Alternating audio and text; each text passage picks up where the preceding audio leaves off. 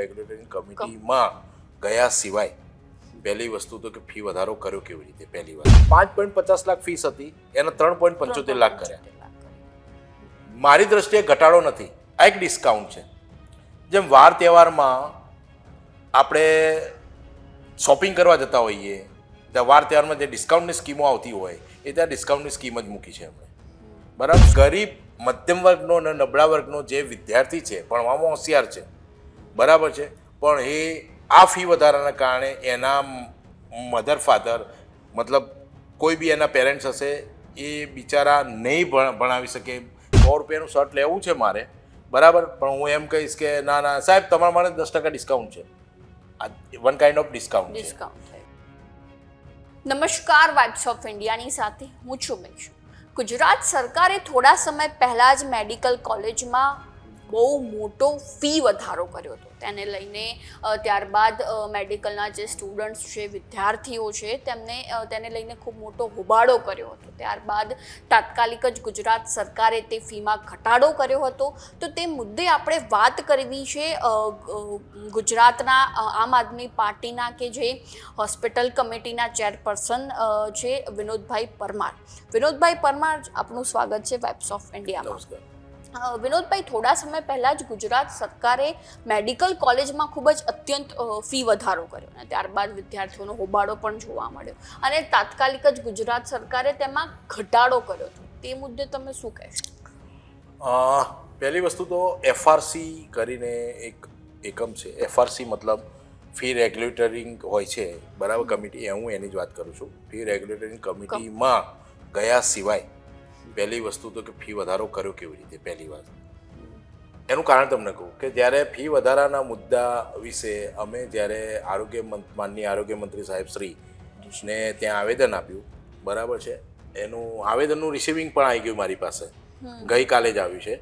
એમાં સ્પષ્ટ લખ્યું છે, કારણ કે એમાં મેં 2 મુદ્દા લીધા, એક ફી વધારો અને કોરોના વેક્સિનની આડઅસર, બંને વિશે એમને રિસીવિંગ લઈ લીધું છે.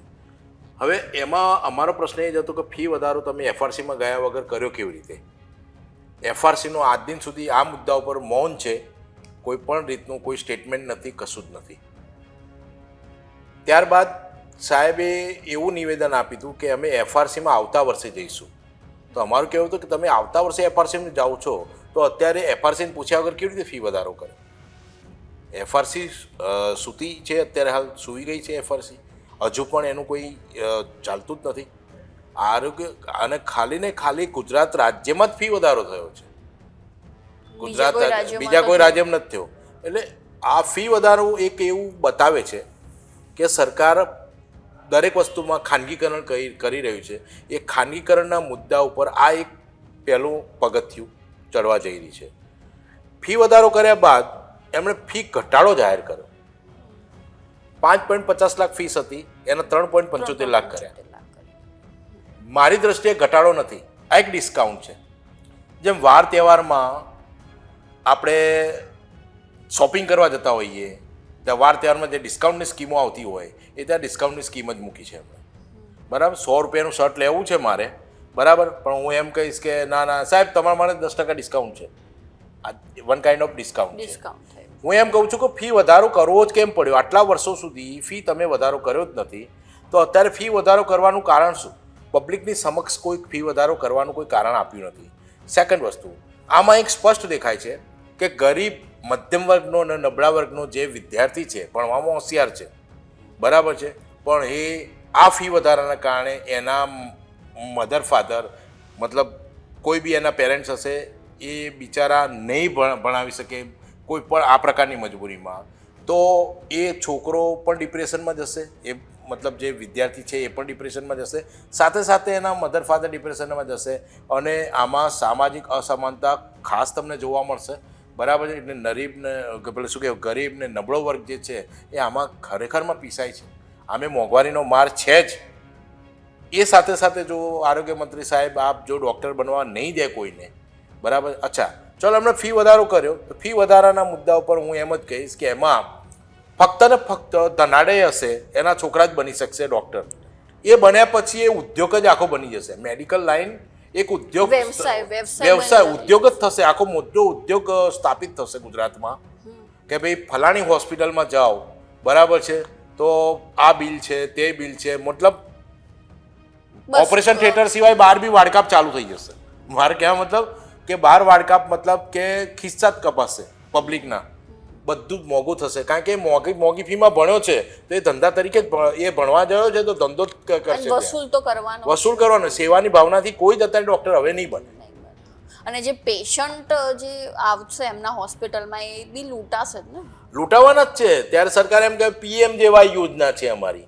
પીએમજેવાય યોજનાની પણ વાત કરું કે છેલ્લા 20-25 દિવસથી નવા કાર્ડ બનતા નથી. એ તમને ખબર ન હોય તો કહું. એવું કહેવામાં કે સર્વર ડાઉન છે. સર્વર ડાઉન નથી. આગળ કોઈ પણ કંપની પાસે મેડિક્લેમ લીધો હોય છે, આ ગ્રુપ મેડિક્લેમ જ હોય છે, તેને પ્રીમિયમ પેડ નથી. પ્રીમિયમ પેડ થયું પણ હોય તો ઘણી એવી હોસ્પિટલો છે કે એના બધાના બિલ 4-4 ના 5-5 મહિને આવે છે. 4-4 ના 5-5 મહિને બિલ આવે છે એ લોકોના. એટલે હોસ્પિટલો બી ત્રાહિમામ પોકારે છે આ સરકારથી. સરકાર યોજના લાવે છે, સારી યોજના છે પીએમજેવાય, હું ના નથી પાડતો, પણ એ યોજના અંતર્ગત આ બધા જે અંદરખાને જે પ્રોબ્લેમ્સ હોય છે એ પબ્લિકની સામે નથી આવતા. અને લોકો સુધી એ યોજના નથી પહોંચતી. યોજના પહોંચે છે, યોજના નથી પહોંચતી, યોજના પહોંચે છે. અત્યારે હાલ પીએમજેવાય યોજનાનું નોલેજ પણ છે. પીએમજેવાય યોજના અંતર્ગત લોકો લાભ લેવા જાય છે, બરાબર. ઘણી હવે આમાં શું છે, અમુક સિલેક્ટેડ હોસ્પિટલો મૂકેલી છે, બરાબર. હવે તમારે એરિયાની જ વાત કરીએ આપણે, દાખલા તરીકે સાઈબાગ એરિયા છે. સાઈબાગમાં એક ડૉક્ટર એક્સ છે, એ સારો એવો છે, હોસ્પિટલ બી સારી છે, બરાબર. ત્યાં પબ્લિક વધારે જાય છે. એની હોસ્પિટલ લિસ્ટમાં નથી, પણ જે ડૉક્ટર નથી મતલબ સારું આમ એ ના હોય એની હોસ્પિટલ છે, તો ત્યાં જો પેશન્ટ જશે ને, બરાબર છે, તો એને યોજનાના પણ એને મને જવું પડશે મજબૂરીમાં, કાંઈ એની પાસે પૈસા નથી એટલે યોજનામાં જશે, બરાબર. અને યોજનામાં બી અમુક રોગ છે કવરેજ, અમુકના નથી.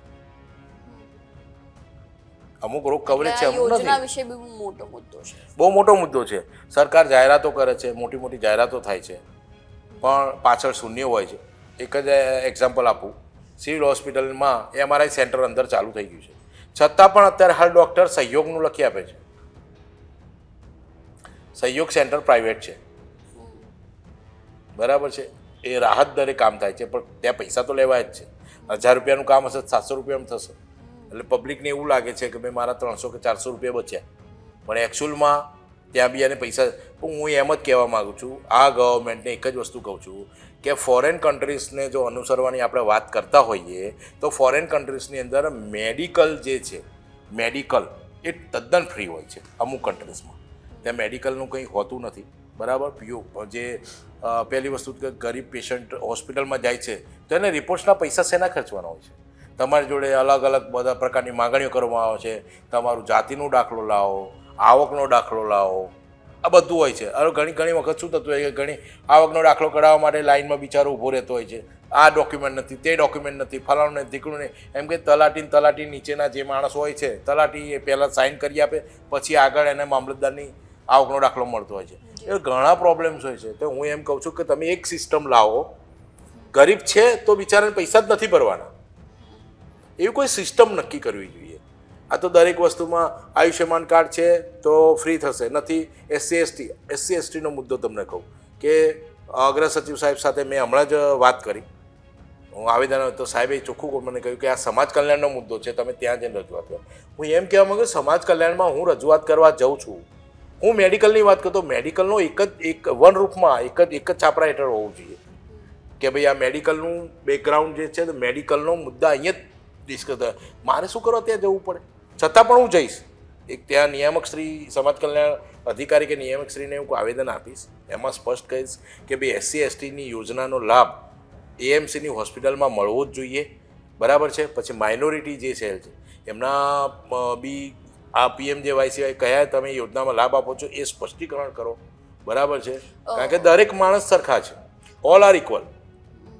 વિનોદભાઈ, મહત્વનો મુદ્દો એ છે કે રાજ્ય સરકારે જે ફી વધારો કર્યો અને એના તુરંત જ પાછો ઘટાડો કેમ કરી દીધો, એના ઉપર હું તમને કહું કે આજે રાજકીય રીતે વાત કરું તો રાજકીય પાર્ટીઓએ એના વિશે હોબાળા ચાલુ કરી દીધા. જેમ કે હું મારી જ વાત કરું છું, તમારી સામે હું બેઠો છું, હું Vinod Parmar, hospital care committee, આમ આદમી પાર્ટીનો સ્ટેટ પ્રેસિડેન્ટ છું. મેં અને મારી ટીમ અમે જઈને ત્યાં આવેદન આપ્યા કે ભાઈ ફી વધારો ના જ હોવો જોઈએ, શું કારણથી કરો છો, બરાબર છે. હું તો એમ જ કહું છું કે તમે ફી વધારો કરો છો શું કરવા, જે ફી હતી એ જ રાખો. હવે તમે એક વસ્તુ તમે સમજો કે એ પ્રમાણે જો અત્યારે હા ઘટાડો કર્યો 50 લાખની જગ્યાએ 75 થી 80 લાખમાં ડૉક્ટર બનશે, શું ઘટે, ડિસ્કાઉન્ટ જ કર્યું કહેવાય ને. એ એમના હિસાબ પ્રમાણે 1 કરોડ કે 1 કરોડ 20 લાખમાં ડૉક્ટર બનતું હતું બાળક, તેમાં આટલું એટલે ડિસ્કાઉન્ટ કર્યું. મારે ડિસ્કાઉન્ટ નથી જોઈતું. આપણે એક જ વસ્તુ કહીએ છીએ કે ભાઈ ફી ઘટાડો કરવો જ પડશે, ફી વધારો હોવો જ ના જોઈએ. તમારે એવું શું કારણ બન્યું કે તમારે ફી વધારો કરવો પડ્યો? કોઈ કારણ આજ સુધી સરકારે સ્પષ્ટ કર્યું જ નથી. અને આમ તો વિનોદભાઈ જોવા જઈએ તો રાજ્યમાં હાલ બી ડૉક્ટરોની ઘટ છે. જો આ ફી વધારો કરે મેડિકલ કોલેજોમાં તો જે ડૉક્ટરો આવવાના છે, જે ગરીબ ક્ષેત્રમાંથી આવવાના છે, તો એ પ્રમાણ તો ઓછું જ થવાનું છે. ડૉક્ટરની જે ફી વધારી છે એ ફી વધારાના મુદ્દા ઉપર આપણે ઓલરેડી વાત કરી, અને એ જ વિષયમાં હું તમને કહેવા માગું છું કે દરેકમાં મેરિટ મૂકેલું છે, મેરિટ પ્રમાણે સિલેક્શન થાય છે, બરાબર. તો મેરિટ પ્રમાણે તમને ખબર છે કે આ છોકરું હોશિયાર જ છે, એ ડૉક્ટર બનવાના કાબિલ છે, બરાબર છે, એની પર તમે ફી લો છો, ફી લેવી જ ના જોઈએ. હોશિયાર છે તો આપણે પ્રોત્સાહિત કરવા જોઈએ કે ભાઈ તમે ડૉક્ટર બનો. એ જો તમે ગવર્મેન્ટ પ્રોત્સાહિત કરશે ને એને, તો આગળ જતાં એ સેવાનું જ કામ કરશે. તમે અત્યારે હાલ ડૉક્ટર બની નીકળશે ને તો અમુક જે નિયમ પ્રમાણે કોન્ટ્રાક્ટ હોય છે કે ભાઈ વર્ષ કે 2 વર્ષ તમારે સરકારી એકમમાં કામ કરવું પડે તો એ કરશે, પછી 2 વર્ષ પછી એ ડૉક્ટર પોતાનું પ્રાઇવેટ ચાલુ કરી દેશે. કારણ કે એને ફી ભરેલી છે, ફી કાઢવી ક્યાંથી? ગરીબ મા બાપ છે, મધ્યમ વર્ગ એકદમ નબળા વર્ગના છે. આમાં પણ તમને કહું કે શિષ્યવૃત્તિ મળતી હોય છે, પણ શિષ્યવૃત્તિ મળે છે પણ ઉપરના પૈસાનું શું? ઘણી જગ્યાએ ઘણા પ્રોબ્લેમ્સ છે. હું તો એમ કહું છું, હું તો આ જે ડૉક્ટરનો વ્યવસાય તરીકે જોવામાં આવે છે, શબ્દ બી કે ડૉક્ટર કયા વ્યવસાયમાં છો, કે ડૉક્ટરી વ્યવસાયમાં, એ હોવું જ ના જોઈએ. એક સેવા તરીકે જ એને આગળ લાવવું જોઈએ, બરાબર છે. મેડિકલ હું તો બેન હું હોસ્પિટલોમાં જઉં છું, મેં ઘણું એવું જોયું છે કે આપણને આંખમાંથી પાણી આવે આવા નિયમો હશે. એક કેન્સર હોસ્પિટલમાં ગયો તો કેન્સર હોસ્પિટલમાં મારી પર એવો ફોન આવ્યો કે અહીંયા SC/ST યોજના બંધ કરવાની વાત. મેં કીધું કેવી રીતે બંધ કરી શકે? કેન્સર, સિવિલ કેન્સરની વાત કરું. હું ત્યાં ગયો, ત્યાં જઈને મેં ત્યાં સ્ટાફ જોડે વાત કરી કે SC/ST કે ઉપર એવું હોય જ નહીં. SC/STમાં શું હોય છે કે જેટલી તમારો ખર્ચો થતો એ ટોટલી તદ્દન જ્યાં સુધી તમે જે એ તદ્દન તમને ફ્રી હોય છે, બરાબર છે. એટલે એમાં કોઈ પણ SC/STનો જે છે એને એ લાભ મળી શકે, એ કોર્પોરેશનમાં નથી. પહેલો મુદ્દો. હું એમ કહું છું કે દરેક ક્ષેત્રમાં સરખી રીતે જ જોવું જોઈએ, અને મેડિકલ ક્ષેત્રમાં તો ખાસ, કારણ કે આરોગ્ય ફર્સ્ટ પ્રાયોરિટી છે. કોઈ પણ દેશના નાગરિકની પહેલી પ્રાયોરિટી આપણે કોઈ પણ ગવર્મેન્ટે આરોગ્યને આપવી જોઈએ. આરોગ્યમાં જ તમે ઝીરો હશો તો ભાઈ આગળનું ભવિષ્ય તમને અંધકારમાં જ લાગવાનું છે. જેમ કે અત્યારે હાલમાં આપણે ચાંદીપુરા વાયરસની વાત કરીએ, ગવર્મેન્ટ એમના પોતાના પાર્ટીના કોઈ બી પ્રચાર કરશે. જેમ કે આ દ્વારકામાં જે બ્રિજ બનાવ્યો, લોકાર્પણ કર્યું કે ફલાણો બ્રિજ બન્યો, સુદર્શન બ્રિજ, ના તે ને આટલા કરોડોના ખર્ચે, એ કેમ નથી બતાવતા કે ભાઈ આ જ બ્રિજ અત્યારે આ સળિયા દેખાય છે, તૂટી ગયો, હમણાં જ નવતર બનેલું, એ કેમ નથી જાહેરાત કરતા? ગઈકાલે સુદર્શન બ્રિજનો મુદ્દો બી ખૂબ બધા જ મીડિયા ક્ષેત્રોમાં જોવા મળ્યો હતો. દરેક ક્ષેત્રમાં મીડિયા ક્ષેત્ર નહીં, ખાલી હું તમને કહું નહીં કે જેટલા પણ આપણે અહીંયા તો બિહારમાં જેટલા બી બ્રિજ છે બધા ધરાશાયી થયા છે, બરાબર, જે નવા બનેલા છે. રોડ રસ્તાની હાલત જુઓ, બરાબર. ગવર્મેન્ટ આ ફાલતુ રૂપિયા ત્યાં ખર્ચે છે, બરાબર છે. જે કોન્ટ્રાક્ટરોને આપે છે, કોન્ટ્રાક્ટરોના જે બી બિલ પેમેન્ટ કરે છે એમાંથી કેમ કાપતી નથી સરકાર?